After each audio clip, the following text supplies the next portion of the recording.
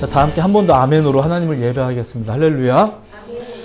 자, 오늘도 데일리 처치를 통해서 같은 말씀을 나누는 우리 모든 예배자분들을 예수님의 이름으로 환영하고 또 축복해 드립니다. 자, 오늘 우리가 나누려는 말씀은 기도와 하나님의 영, 성령이죠. 이 기도와 성령에 관한 것입니다. 조금은 좀 모호한 전제인데, 자, 그리스도인들은 이 기도와 성령에 관한 연관성을 굉장히 중요하게 생각하고 있습니다. 그렇게 배웠고 또 그렇게 계속 듣고 있습니다. 자, 이와 관련해서 우리가 가장 많이 보는 텍스트가 있다면 그것은 아마 사도행전에 나오는 오순절 다락방 사건일 것입니다. 거기에서 성령이 임하는 사건들을 우리가 기억하고 있죠. 근데 그 사건을 우리가 주로 어떤 식으로 이해를 하는가? 제가 편향적으로 몰아가자는 건 아니지만 그냥 일반적인 경우를 이야기하는 겁니다. 우리가 일반적으로 그 오순절 사건을 어떻게 기억하고 있는가? 제자들이 이제 주님이 약속하신 성령을 이제 구하게 되죠. 그러면서 뜨겁게 기도합니다. 그리고 성령이 임합니다. 이거죠. 약속하신 성령을 간절히 구하고 기도했고 결국 성령이 임했다. 예, 별 문제가 없어 보입니다. 우리가 보통 이렇게 이해하고 있어요. 자, 그런데 자, 이 사건을 소개하는 사도행전 2장의 내용입니다. 이 사도행전 2장의 내용을 우리가 너무 그냥 당연스럽게 알고 있는 그 사도행전 2장, 너무나 당연스럽게 알고 있는 그 사도행전 2장의 구절들을 잘 보시면 뜻밖에도 그 기도 중에 성령이 임했다라는 표현이 없어요. 굉장히 뜻밖이죠. 그 기록을 제가 일부러 이렇게 표현합니다. 그 기록을 잘 보시면 2장 1절에 이렇게 시작이 되거든요. 그들이 다 같이 한 곳에 모였더니, 그러니까 일단 모여있는 상황을 소개합니다. 그리고 2절로 넘어가는 건데, 호련히 하늘로부터 급하고 강한 바람 같은 소리가 있어 그들이 앉은 온 집에 가득하며, 3절, 마치 불의 혀처럼 갈라지는 것들이 그들에게 보여 각 사람 위에 하나씩 임하여 있더니, 이거 많이 들어보셨잖아요. 그죠? 이게 이제 성령이 임하는 장면을 묘사하고 있는 겁니다. 그런데 이 구절에서 심지어는 성령이란 단어도 아직 언급되고 있지 않고요. 뭐 더군다나 기도라는 단어는 아예 언급되지 않습니다. 우리가 너무 친숙하게 지금 알고 있는 장면이잖아요. 근데 잘 보시면 거기에 상황이 그렇더라 이거예요. 기록된 구절에 따르면 그렇습니다. 그 다음 구절도 그냥 소개해드립니다. 여러분들이 잘 알고 있다는 전제하에 그냥 막 빠르게 얘기하고 있는 겁니다. 사도행전 2장 4절인데 그들이 다 성령의 충만함을 받고, 그러니까 이제 앞에 묘사된 그게 성령 맞는 것 같습니다. 이 성령을 받고 성령이 말하게 하심을 따라 다른 언어들로 말하기를 시작하니라. 이런 말씀이 이어지거든요. 여기에서도 보시면 심지어 성령을 받은 후에도 기도에 대한 언급은 없습니다. 그저 다른 언어들로 말하기를 시작했다라고 이렇게 말하는데, 어떤 분들은 이것을 이제 방언으로 기도한 거다, 이제 이렇게 그냥 해석하고 있거든요. 근데 분명히 여기에서는 다른 언어로 그저 말을 했다라고만 이제 말하고 있어요. 그 이후에 6절에도 보면은 뭐 큰 무리가 모여 각각 자기의 방언으로 제자들이 말하는 것을 듣고 소동하여 이렇게 말합니다. 11절에도 우리가 다 우리의 각 언어로 하나님의 큰 이름을 말함을 듣는도다, 이렇게 말합니다. 그러니까 기도 소리를 듣는 게 아니고요, 말하는 소리, 각각 다른 언어로 말하는 소리를 지금 듣고 있다는 것입니다. 심지어 이 성령의 임재 사건을 소개하고 난 이후에 베드로가 또 말했답니다. 설교를 하는 거죠. 그 이야기가 사도행전 2장 4, 5, 6절 이후에 이제 이어지면서 마지막 절까지 가는 거예요. 이렇듯 사도행전 2장은 지금 뭘 소개하고 싶은 거냐면은 성령의 임재 사건을 소개하고 싶은 거예요. 근데 이 성령의 임재 사건 속에 어디에도 기도라는 말은 등장하지 않아요. 그럼 기도 장면은 언제 등장하나? 이제 베드로가 설교하고 이제 성도들이 막 감동받아가지고 막 세례받고, 그 다음에 사도행전 2장 42절에 가면 그들이 사도의 가르침을 받아 서로 교제하고 떡을 떼며 오로지 기도하기를 힘쓰니라. 이때 기도란 단어가 처음 나와요. 근데 이 기도가 어떻게 나오냐면은 교제와 동급으로, 교제와 동급의 행위로 이제 소개되고 있죠. 그리고 사도의 가르침의 내용 속에서 그 기도가 등장합니다. 자, 그런데 왜 우리는 열정적인 기도가 마치 성령의 임재에 영향을 끼친다라는 식으로, 혹은 성령을 받으려면 어떻게 해야 된다? 뜨겁게 기도해야 된다라는 식으로 우리는 지금 생각하고 있는 걸까? 라는 거죠. 자, 이 성령의 임재 사건이 사도행전 2장인데 그 앞에 1장도 조금만 보면 이런 내용이 나와요. 이제 제자들이 모여 있습니다. 근데 그 자리에는 예수님의 어머니와 더불어 예수님의 형제들까지 이제 다 같이 모여 있습니다. 그게 1장 이제 14절의 내용인데 잠깐만 읽어드리면 들어보세요. 여자들과 예수의 어머니 마리아와 예수의 아우들과 더불어 마음을 같이하여 오로지 기도에 힘쓰더라. 이런 구절이 나오거든요. 성령 임재 사건 이전에도 기도에 관한 이야기는 이 구절이 유일합니다. 그리고 이 표현이 나온 다음부터 이제 나머지 사도행전 1장의 내용은 가룟 유다를 대신해서 이제 누가 세워져야 되나 이거 가지고 회의하는 장면만 나와요. 그러니까 우리가 생각하는 것처럼 막 뜨겁게 기도하고 부르짖다가 막 어떤 뭐 몽환 중이든 환상 중이든 뭐가 어떻게든 성령이 임했다 이런 구조는 사실은 아니에요. 사도행전의 저자가 누가죠. 이 누가가 사실은 강조하고 싶었던 것이 있어요. 그게 뭐냐면은 성령을 기다리는 제자들의 모습, 그리고 합심하여서 행하는 기도, 이걸 강조하고 싶었어요. 그런데 사실 실제로 그 사건의 내용 속에서 기도가 성령에 어떤 영향을 끼친다는 식으로 소개되고 있지는 않더라 이거예요. 다시 한번 말씀드립니다. 성령을 기다리는 것, 성령의 임재, 그리고 기도, 이것을 누가가 강조하고 싶었던 건 사실이에요. 왜냐하면 그것이 초대교회, 교회의 가장 큰 활력이기 때문에 그렇습니다. 사실 오늘날도 변함이 없습니다. 성령의 임재와 기도가 오늘날 교회가 교회되는데 가장 중요하다는 것을 믿으시기 바랍니다. 자, 그런데 이 두 가지가 어떻게 관련되는지 그것을 우리가 좀 올바르게 알 필요는 있지 않겠나 라는 거죠.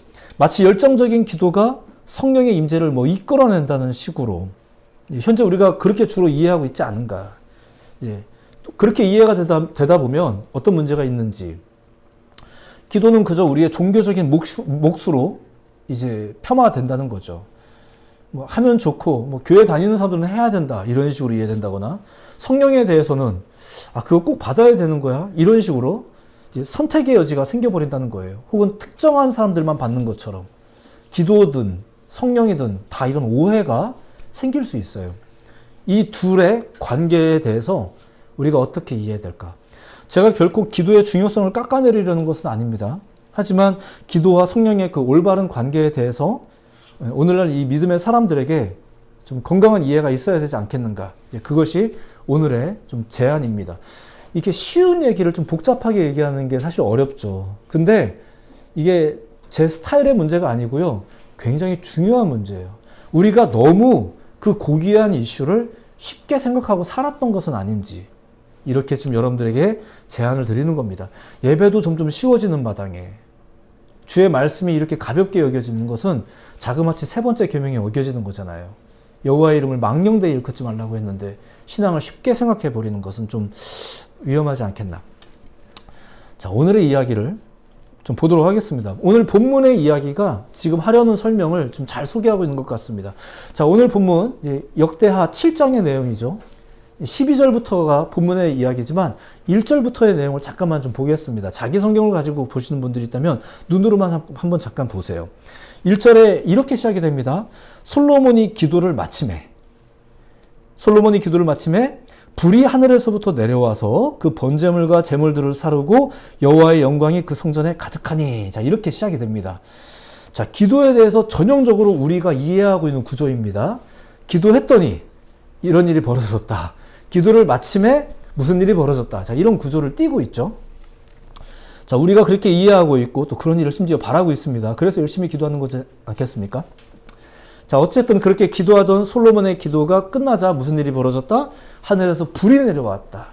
번제물과 제물들을 살랐다. 하나님의 영광이 성전에 가득했다. 뭐 이런 겁니다. 이게 이제 기도 때문이거나 혹은 기도 후인 것 같습니다. 그죠? 기도 때문이거나 기도 후인 것 같아요. 자, 이어지는 2절과 3절의 내용을 정리하면 이렇습니다. 그렇게 솔로몬이 간절히 기도하고 나니까 불이 임하고 하나님의 영광이 성전에 임하고 그래서 결국 많은 사람들이 엎드려 경배하고 감사했다. 뭐 이제 그런 내용이 이어집니다. 그리고 이제 뭐 왕궁과 이 성전 이제 건축이 다 이제 끝나고 나서 이제 엄청난 규모로 예배하면서 분위기 참 좋았다. 이런 이야기가 이제 7장 전반부에 이어지고 있는 거예요. 자, 이게 솔로몬이 기도를 마침에 벌어진 일이라서 결국 이게 다 기도의 역사인 것처럼 보이죠. 그가 뭐라고 기도했는지는 또 앞서 6장을 보면 알 수 있겠죠. 소위 성전 봉헌 기도인데 여기에서 솔로몬이 이제 간절하게 하는 기도의 내용이 거기에 막 나옵니다. 이제 그런 그의 기도가 끝나자 이런 일이 있었다라고 하면서 7장으로 넘어가는 건데, 그런데 오늘 12절에 보시면 조금 이상한 말이 나옵니다. 잘 보시기 바랍니다. 12절에 이렇게 시작이 되죠. 밤에 여호와께서 솔로몬에게 나타나서 그에게 이르시되, 이렇게 시작이 됩니다. 성경을 보시면 진짜 용건이 주로 밤에 이루어지거든요. 밤에 이루어집니다. 찾아와서 막 예수님께 찾아온 사람도 밤에 찾아와서 속에 궁금했던 거 물어보고 뭐 이렇게 좀 밤에 역사가 있는데, 자, 그러니까 오늘 이 본문 상황도 이제 그렇게 시작이 된 거예요. 자, 그런데 이 오늘 본서와 똑같은 내용이 열왕기상 9장에도 나오거든요. 이제 이것을 뭐 괜히 어려운 말로 평행구절이라고 합니다. 똑같은 사건이 열왕기상에도 나와요. 근데 그 열왕기상 9장 2절은 이런 식으로 묘사가 되는데 한번 들어만 보세요. 여호와께서 전에 기브온에서 나타나심 같이 다시 솔로몬에게 나타나사. 똑같은 상황인데 열왕기상은 지금 이것이 두 번째 등장이라고 소개를 하고 있는 거예요. 자, 그러니까 오늘 본문에서 이 만난 것이, 하나님이 등장하신 것이 사실은 두 번째 등장한 겁니다. 근데 이제 이 본서의 저자인 에스라가 왜 이것을 이제 두 번째 반복이라고, 두 번째 만남이라는 것은 소개하지 않고 이제 있는 걸까? 왜냐하면 이 에스라의 관심은 이 글을 읽는 독자들이 그 솔로몬과 교회에만 집중하기를 바랬던 거예요. 솔로몬과 교회에만 집중하기를 바랬다는 것. 이게 무슨 의미일까? 왜냐하면 하나님에 대해서는 확실하잖아요. 하나님에 대해서는 확실해요. 의심할 게 없어요. 그런데 남은 과제는 뭘까? 그게 교회예요. 그게 솔로몬이에요. 그게 사람들이에요. 그들이 어떻게 해야 될까? 그들을 향한 하나님의 진정한 요구는 뭔가? 솔로몬의 기도의 내용이 중요할까? 하나님의 요구가 중요할까? 사도행전에서의 누가는 조금은 의도적으로 성령의 임재와 기도를 굉장히 관련해서 강조하고 있는 거거든요. 근데 왜일까요? 약속하신 성령에 대해서는 사실 확실하잖아요. 예. 그러면은 남은 과제가 뭐겠어요? 교회죠, 교회. 그 교회가 어떻게 해야 된다? 그 문제죠. 사도의 가르침을 받아서 그들이 해야 될 것이 뭔가? 예. 기도의 문제겠죠. 그래도 그런 교회를, 그렇게 기도하는 교회를 소개하고 싶은 거예요. 자, 오늘 본문을 좀 계속 보겠습니다. 12절은 이렇게 이어집니다. 내가 이미 네 기도를 듣고 이곳을 택하여 내게 제사하는 성전을 삼았으니, 이런 말이 나와요. 이게 솔로몬이 기도를 마침에, 그러니까 그가 기도한 내용에 의해서가 아니라 하나님이 지금 이미 알고 계셨다라는 이야기거든요. 앞서 1절에는 분명히 기도를 마침에라고 시작됐는데, 그래서 마치 지금 일어난 현상들, 불이 떨어진다거나 하나님의 영광이 임하거나 이런 것들이 기도 때문인 줄 알았는데 아니더라고요. 내가 이미 네 기도를 들었고 내가 이미 이곳을 택했다, 이렇게 말씀하세요. 이게 무슨 말이냐면은 이미 알고 있었다라는 거예요. 앞서 있었던 그 역사가 솔로몬의 기도 때문이 아니라 그의 바람을 이미 아셨고, 그런 아셨던 하나님께서 그 응답을 나타내신 거예요.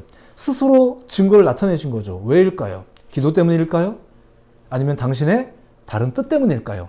왜 밤에 나타나셔서 또 한마디 하시는 걸까요? 모든 행사는 다 끝났는데. 그쵸? 그게 10절까지 끝났거든요. 아니, 11절에 아예 그 끝났다라는 규정을 하고 있어요. 11절 한번 보시겠어요?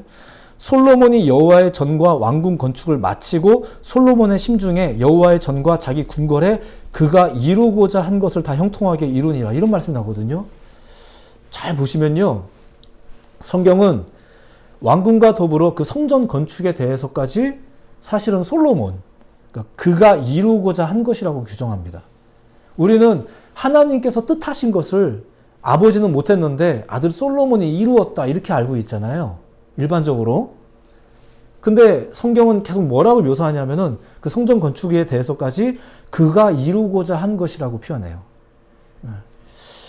그러니까 솔로몬은 지금 자신이 이루고자 했던 모든 일을 다 성취한 후에 감사하면서 기도를 한 거예요. 근데 그 기도의 내용에 제가 다 일일이 소개해드리진 않았지만 앞서 6장의 내용을 보시면은 그 성전의 운영 방식에 대해서까지 기도합니다. 그리고 심지어는 하나님의 응답도 이런 식으로 해주셨으면 좋겠습니다라는 내용이 나와요. 예, 뭐 이에 대해서도 할 말은 많지만 어쨌거나 그렇게 이제 그가 성전 운영 방식과 하나님의 응답의 방식까지 자기가 막 이제 기도하고 이제 한 거죠. 그게 6장이에요. 그런데 불과 하나님의 영의 임재가 바로 그런 솔로몬의 기도 때문이었나? 예, 아니라는 거예요. 하나님은 그저 그의 바람을 이미 아셨을 뿐이고 당신의 뜻에 따라 백성들 앞에서 당신의 영광을 나타내신 거예요. 왜냐하면 하나님만 등장하면 바로 겁을 먹거든요. 근데 오늘날 신앙인들도 하나님을 믿는다고 말하지만 실제로 믿지 않거나 보지 못하니까 우리가 겁먹어서 신앙생활을 할 필요는 없지만 겁이 없는 것 같아요. 그래서 신앙을 그저 약간 어떤 취향의 문제로 생각하는 것 같은데 그렇지 않습니다. 축복이 있다고 믿으시잖아요. 근데 왜 저주가 있다는 건 안 믿으세요? 물론 믿으시겠죠? 생각보다 굉장히 심각한 문제고 진지한 문제입니다. 자, 어쨌거나. 자, 정말로 하나님께서 염두하셨던 것은 뭘까? 이제 그 이야기가 사실은 이 밤에 펼쳐져요. 솔로몬에게 나타나셔서 그걸 밝히시는 거예요. 이게 진짜 용무죠. 자, 13절을 보겠습니다. 13절에 보면 이런 먼저 상황을 소개합니다. 혹 내가 하늘을 닫고 비를 내리지 아니하거나 혹 메뚜기들에게 토산을 먹게 하거나 혹 전염병이 내 백성 가운데 유행하게 할 때에 자, 여기서 언급되는 것들이 대부분 다 인간 생활에서 모든 분야에서 발생할 수 있는 포괄적인 재앙을 뜻합니다. 그러니까 안타깝지만 그런 일이 좀 있잖아요. 좀 오해의 여지가 있지만 오늘 본문에 보면은 심지어 그것이 이제 하나님께서 하는 것처럼 내가 라고 표현하고 있어요. 근데 1차적으로 아셔야 될 건 이겁니다. 지금 하나님께서는 나를 향해서 이렇게 애쓴 솔로몬, 이 왕의 어떤 공로나 성전의 아름다움보다 지금 당신 백성들의 삶에 지금 더 관심이 크다는 겁니다. 그리고 이 삶에 대해서 관심을 갖고 있는 하나님이 말하기를 좀 오해의 여지가 있는데 내가라고 좀 표현하고 있거든요. 마치 하나님이 이런 뭐 재앙도 전염병도 주시는 것처럼 이렇게 묘사하고 있는데 사실 생각해보면 그렇습니다. 하나님이 행하시는 모든 일이 우리들에게는 다 재앙일 수 있어요. 때가 되면 내리는 비도, 때가 되면 이제 뜨고 지는 태양도, 뭐 심지어 어떻게 발생하는지 알 수 없는 열대 밀림의 그 화재도, 하나님이 아무것도 안 하셔서 참 피곤한 세상이기도 하지만 세상의 질서를 위해 하나님이 뭔가 행하시는 모든 일들도 사실 우리 인간에게는 다 재앙과도 같을 수 있어요. 어떤 이에게는 그렇게 바라던 비였지만 어떤 이들에게는 또 집이 무너지는 일들을 경험해야 되는 이런 모든 일들이 있죠. 어쨌거나 자, 그런 상황이 우리 인생 가운데 다 있어요. 근데 그런 상황을 맞았을 때, 그런 일이 있었을 때 하나님은 당신의 백성들이 어떻게 하기를 원하셨는가? 14절 이건 같이 읽어볼게요. 자, 14절 같이 한번 읽어봅니다. 시작. 내 이름으로 일컫는 내 백성이 그들의 악한 길에서 떠나 스스로 낮추고 기도하여 내 얼굴을 찾으면 내가 하늘에서 듣고 그들의 죄를 사하고 그들의 땅을 고칠지라. 아멘. 자, 재앙과도 같은 상황이 되었을 때 그러한 삶을 살면서 하나님은 당신의 백성들이 어떻게 하길 바라는가? 선과 악을 인지하기를 원하시는 거예요. 그리고 그랬을 때 악을 인지했을 때 어떻게 하기를 더욱 겸손하게 기도하며 하나님을 찾기를 원하셨다는 거죠. 그러면 어떻게 한다? 내가 하늘에서 듣고 그들의 죄를 사하고 그들의 땅을 고치겠다는 거죠. 개입하겠다는 거예요. 하나님은 지금 우리의 삶에 개입하시면서 살기를 원하시는 거예요. 그리고 우리는 우리의 그 삶을 어떻게 하면서 살기를 하나님이 원하신다는 거예요? 기도하며 살기를 원하신다는 거예요.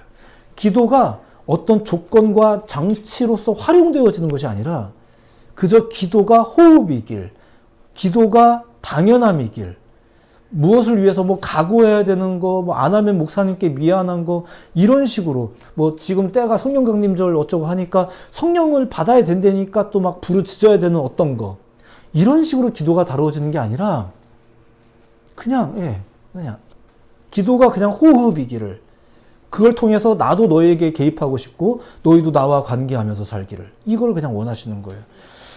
하나님은 어떤 장소에서 기도하는 것보다 어떤 상황에서도 기도하기를 원하셨던 거예요. 그래서 하나님이 사실 이 성전이라는 건물 자체에 대해서는 사실 큰 애착을 가지신 적이 없었어요. 뭐 이어지는 구절도 조금만 소개해드리면 이렇습니다. 15절. 이제 이곳에서 하는 기도에 내가 눈을 들고 귀를 기울이리니. 여기 당연히 성전입니다. 그러니까 성전이 안 중요한 건 아닙니다. 절대 그 부분에 대해서는 오해가 없기를 바랍니다. 그런데 이 성전의 가치를 결정하는 게 뭔가요? 역대하 6장 6절을 보면 이런 말씀이 나옵니다. 이제 안 찾으셔도 돼요. 읽어드릴게요. 역대하 6장 6절에 보면은 예루살렘을 택하여 내 이름을 거기 두고라고 말합니다. 그러니까 성전이 가진 가장 중요한 가치는 여호와의 이름이었어요. 하나님의 이름이 중요한 거죠. 그래서 처음 성전을 짓고 싶어 했던 이 다윗도 어떤 마음을 품었냐면은 하나님 여호와의 이름을 위하여 성전을 짓고 싶은 마음을 품었던 거거든요. 하나님의 이름. 여호와의 이름이 이 성전의 가치예요. 그러니까 거시적인 의미로 본다면 하나님의 이름은 결코 어떤 장소에 귀속되지는 않습니다. 오히려 하나님의 이름으로 부르짖는 어떤 장소가 그리고 어떤 사람들이 바로 성전과도 같은 거죠. 그러니까 결국 뭐 이곳에서 하는 기도든 뭐 기도가 울려 퍼지는 어디든 사실은 상관이 없습니다.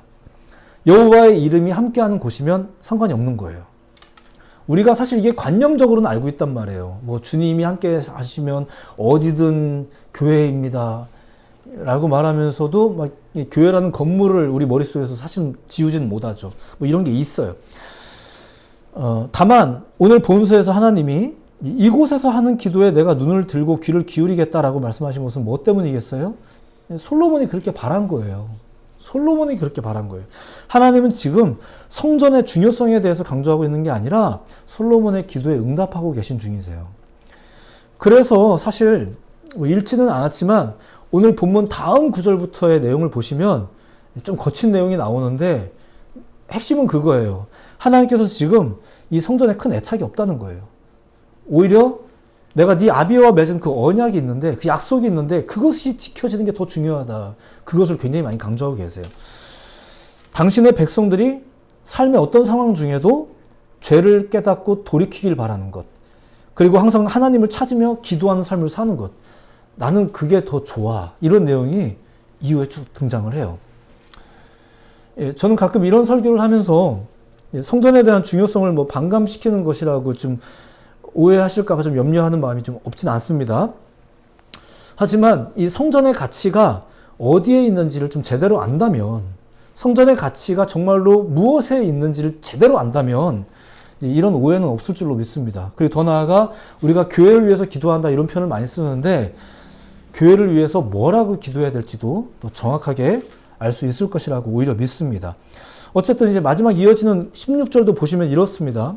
이는 내가 이미 이 성전을 택하고 거룩하게 하여 내 이름을 여기에 영원히 있게 하였음이라 내 눈과 내 마음이 항상 여기에 있으리라. 계속 말씀드리지만 하나님은 이미 솔로몬의 바람을 아셨고 지금 그의 헌신과 기도에 응답하고 계신 중이십니다. 하지만 진짜 용무는 뭘까? 그게 과연 이 성전이라는 건물에 관련된 문제일까? 아니죠. 그것이 오늘 본문 이후 17절부터 등장한다는 거예요. 이제 그게 사실 내용상으로는 더 중요하지만 오늘은 그저 하늘에서 내려온 이 불이 성전에 가득했던 하나님의 영광이 솔로몬의 기도 때문은 아니었다. 이제 이런 사실을 좀 더 주목해서 전해드리고 있는 것입니다. 사도행전의 저자인 누가는 기도와 성령의 임재를 참 많이 강조하고 있지만 그것이 마치 기도 열심히 해서 성령이 임했다는 생각은 좀 적절하지 않다. 이제 이런 내용을 소개해드리고 있는 거예요. 행여 이런 설명 때문에 기도의 가치라든가 또 성전의 가치가 폄하되는 일은 없기를 간절하게 소망하며 혹시 저의 말에 의해서 그런 오해가 생긴다면 그건 저의 부족함이라는 것을 좀 조금 변명드리고 싶습니다. 자, 말씀을 정리하자면 이렇습니다. 일단 순차적으로 생각해 보아도 사도행전의 정황을 따라서 볼 때도 성령 충만이 우선이고 그 다음이 기도였습니다. 그리고 오늘 본문의 정황을 보아도 하나님의 영광이 나타난 것은 솔로몬의 기도 때문, 기도 후는 아니었습니다. 왜냐하면 하나님은 이미 알고 계셨거든요. 그런데도 불구하고 당신의 영광을 나타내신 것은 이 백성들을 향한 당신의 메시지를 스스로 증거하고 계신 중이셨던 거죠. 기도해서 성령이 임하는 것이 아니라 성령에 대해서 이미 주님께서 약속하신 거였거든요. 이건 하나님이 이루시는 문제지 누군가가 푸시를 해서 되는 문제, 이런 문제가 아니라는 거예요. 하나님께서는 자신의 영광을 나타내셨습니다. 자신의 백성들이 자신의 존재를 인식하고 죄를 회개하며 자신의 이름으로 기도하면서 살기를 원하셨기 때문에 그렇습니다. 앞서 말씀드렸지만 저는 기도의 중요성을 반감시키거나 교회의 가치를 반감시키는 것은 아닙니다. 오히려 저 역시도 오늘날 우리가 더 건강하게 기도 생활을 해야 되지 않을까, 교회 생활을 해야 되지 않을까 소망하고 또 그래야 된다고 믿습니다. 그렇다면 그 건강한 기도 생활, 그 건강한 교회 생활이 뭐냐 이거예요. 그것이 바로 성령 충만을 전제로 불과 성전 위에 임하는 하나님의 영광을 바라보는 우리의 삶 위에 하나님 정말 계신 거야? 이게 아니라 정말로 하나님의 영광이, 하나님의 임재가 내 삶 위에 있구나라는 것을 바라볼 수 있도록 하나님이 개입하시고 성령이 개입하시고 또 성령의 사람들이 성령의 열매를 또 믿지도 않는 사람들에게 맛보여주고, 그러니까 성령의 열매는 나 혼자 독식하는 게 아니거든요. 믿지 않는 사람들이 맛보는 거거든요. 이런 역사를 통해서 저들이 다 같이 함께 하나님을 인지하고 무엇을 시작해요? 기도하는 삶을 시작하는 것. 어떤 이는 뜨겁게, 어떤 이는 걸으면서, 어떤 이는 할머니스럽게, 어떤 이는 젊은이스럽게, 어떤 이는 한국 땅에서, 어떤 이는 북한 땅에서, 어떤 이는 편안한 교회에서, 어떤 이는 숨어서 몰래 어떻게든 기도하는 삶을, 주님과 교제하는 삶을 살기 시작하죠. 무엇이 그것을 가능하게 해요? 성령이, 하나님의 임재가, 불이, 성령의 열매가 그것을 가능하게 해요. 그러니까 우리는 오해하면 안 돼요. 막 기도 세게 해서 뭔가 하나님을 설득할 것처럼 이런 식의 기도에 대한 이해와 또 성령에 대한 이해가 우리 안에 새겨지면 오늘날의 우리 젊은이들은 다 부담스럽잖아요. 이런 종교적인 요구가 다 부담스럽잖아요. 하나님께서 임재하신다는 것을 믿는 것이 아니라 종교적 부담으로 다가오니까 이게 다 일인 거예요. 이게 되겠어요? 사는 것도 바쁜데? 안 되죠. 그러다 보면 신앙이 또 선택사항이 돼버려요. 옵션이 돼버리죠. 그 추억이 돼버려요. 나도 옛날에는 이러면서. 이게 하나님께서 뜻하시는 것일까요? 하나님이 밤중에 몰래 나타나실 거예요. 여러분들에게 꿈을 통해서든 환상을 통해서든 뭐를 통해서든 매주 선포되어지는 지루한 설교를 통해서든 우리들에게 말씀하실 거예요. 그리고 우리에게 깨닫게 하시는 거죠. 뭐를요? 이 예배 끝나고 나서 너 어떻게 살래? 라고 우리에게 질문하시는 거예요. 그래서 이 자리에서 영광을 주시는 것이고, 이 자리에서 말씀을 주시는 것이고, 이 자리에서 선포되어지는 이 모든 것이 성령의 사역입니다라고 목사를 통해서 자꾸 여러분들에게 증거하는 거예요. 여러분들은 지금 성령 안에 거하고 계신 중이세요. 여기 네일샵에 와 계신 게 아니고요. 여러분들 지금 성전에 계신 거예요. 그리고 여러분들의 삶이 결국 하나님의 영으로 이제 사라지기를 주님께서 원하고 계신 거죠. 건강한 기도 생활이 그거지 않겠습니까? 건강한 교회 생활이 그거지 않겠어요? 성령 충만을 전제로, 하늘에서 내리는 불과 하나님의 영광을 전제로 하는 것. 그리고 그것을 가지고 결국 삶 속에서, 때로는 전염병이 유행하기도 하는 우리의 삶 속에서, 뭐 맨날 나쁜 건 아니잖아요. 때로는 그 반대로 떡을 떼며 교제하는 우리의 삶 속에서, 그리고 사도의 가르침을 받아 하나님과 교제하는 것, 이웃과 교제하는 것, 그게 기도라는 거예요. 기도가 조건이 될 때 우리는 기도의 질을 따지게 되죠. 너 몇 분 기도했어? 이러면서 우리 기도에 대한 여러 가지 점수를 매기기 시작합니다. 하지만 정말 중요한 것은 하나님과의 교제이지 그 기도의 질, 이런 문제는 아닐 거예요. 어떤 이는 고상하게 기도하고 어떤 이는 칭얼거리면서 기도할 수 있어요. 그럴 수 있죠. 그래서 기도는 좀 배울 필요가 있는 것도 사실이지만 사실 그보다 더 중요한 것은 주님 앞에 있는 거죠. 그래서 어린아이들이 그래서 복된 거잖아요. 성경에서 어린아이들이 주님 앞에 나온 것을 말리지 말라고 했어요. 그 아이들이 뭐 간절하게 무릎 꿇고라도 나왔겠어요? 부모님이 데려다 놓으니까 거기 있는 거지. 걔네들이 얼마나 그 앞에서 이 예배 분위기를 흐리겠습니까? 강단 위로 막 기어 올라오고 얼마나 얘네들이 예배 분위기를 흐리겠어요. 그런데도 불구하고 그 아이들을 향해서 복되다고 한 이유가 뭐겠어요? 정말 중요한 게 뭐냐 이거예요. 오히려 건강한 기도에 대한 성경적 온갖 모범들을 보시면 항상 무언가를 전제를 해요. 그게 뭐예요? 하나님과의 만남, 예수 그리스도의 만남, 성령 체험, 하나님께 속한, 하나님의 이름에 속한 것들이 결국 그들의 모든 기도와 삶의 변화에 활력이 되지 않았나. 우리가 보아야 될 것이 그거지 않겠나라는 거죠. 하나님의 역사하심, 그분과의 만남이 항상 전제였습니다. 여러분, 기도하며 사시기를 바랍니다. 기도하면서 사셔야 됩니다. 하지만 기도해야 된다는 것 때문에 스트레스 받으실 필요는 없어요. 왜냐하면 여러분들이 그렇게 기도에 대한 스트레스를 받으신다는 얘기는 기도에 대한 잘못된 이해를 가지고 계시다는 얘기예요. 근데 성경은 뭐라고 말하고 있어요?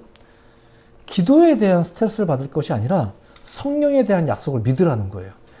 구약에는 하나님을 믿으라고 말했던 것처럼, 복음서 시대에 예수가 그분이라고 말했던 것처럼, 약속된 교회 시대가 열렸을 때 우리에게 무엇을 소개하고 있어요? 성령을 받으라고 말하는 것처럼. 그 성령에 대한 약속을 믿으라는 거예요. 성령의 충만을 사모하라는 거예요. 그것을 위한 기도든 그것을 받고 나서 하는 기도든 상관없어요. 여러분이 성부 하나님의 약속을 믿고 성자 예수님의 성취하심을 믿고 또 성령 하나님의 함께하심을 인식하면서 사신다면 기도할 기회는 계속 열립니다. 그러면 기도하시면 돼요. 적어도 때가 되었을 때는 기도를 하십시오. 적어도 만날 만할 때에는 만나십시오. 그러면 성령님께서 여러분들 도우실 거예요.